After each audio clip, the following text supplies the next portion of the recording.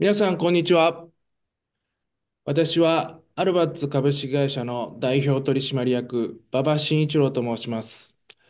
私は2021年に日本とインドネシアの経済協力部門のアンバサダーを拝命いただき、インドネシアと日本の商社を設立することになりました。そんな中で、在日インドネシア人の皆さんのために、ハラルコーヒーのブランドを提供しようというふうに考えまして、インドネシア西ジャワにありますカダトゥアンコーヒーの日本法人を設立することになりました。今日はインドネシアのバンドンからカダトゥアンコーヒーの創業者でありますテガルさんにお越しいただきました。テガルさんにはブランドヒストリーや現在計画中の日本進出のお話をしていただく予定でございます。どうぞ皆さんよろしくお願いいたします。それでは手軽さん、ご説明よろしくお願いいたします。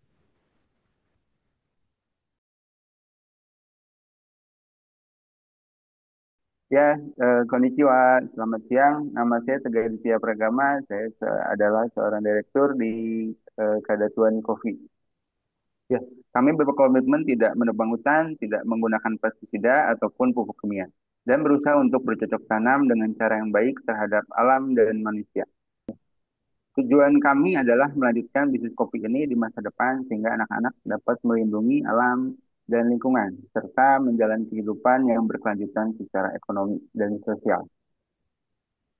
Kami ingin terus menghadirkan kopi yang ramah lingkungan dan aman yang kami buat kepada masyarakat di Jepang dan seluruh dunia. Sehingga tagline yang ingin kami bawa di Jepang adalah kopi organik dengan cara hidup sehat untuk masa depan hijau. Kami saat memasuk ke pasar Jepang, yang pertama yang harus kami penuhi adalah kualifikasi dari standarisasi dan kualitas produk. Tentunya dengan memperkuat proses internal kami tadi, setelah itu kami melakukan sebuah inovasi yang memang dimiliki dari negara kami. Salah satu inovasi yang kami lakukan adalah di bidang proses dari fermentasi kopi yang ini hanya bisa dilakukan di daerah kami dan negara kami. Dengan keanekaragaman hayati tersebut, kami mengeksplor lebih jauh keinginan pasar dari Jepang, yaitu kami juga melakukan eh, eh, inovasi dalam produk kopi yang bisa diseduh secara cepat dan praktis, tentunya juga menggunakan prosedur dengan kesehatan yang sudah diterapkan di Jepang. Jadi kesimpulannya kami melakukan strategi daya saing dengan menggunakan kekuatan internal dari daerah kami dan menggunakan eh, potensi yang ada di Jepang sebagai potensi yang bisa kami eh, garap dengan sebuah inovasi yang berkelanjutan. 手軽さん、ありがとうございました。私たち、カダトゥアンコーヒーは、インドネシア西ジャワの高品質なコーヒーと、現在日本が抱えているたくさんの問題に挑戦していきたいと思っています。日本では少子化が進んでいて、非常に人手不足が深刻です。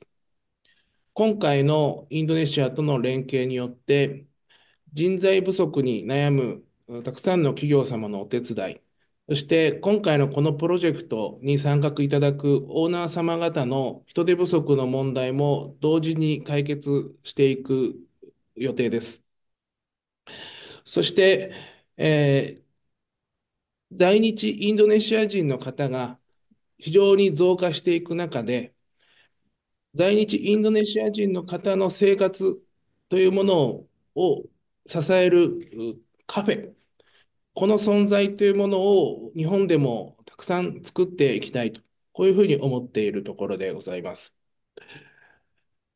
現在のこの日本進出プロジェクトによって、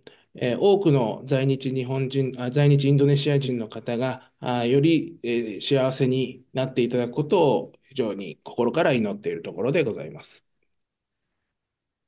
ということで、今日のカタタンコーヒーのお話はおしまいになります。ご清聴誠にありがとうございました。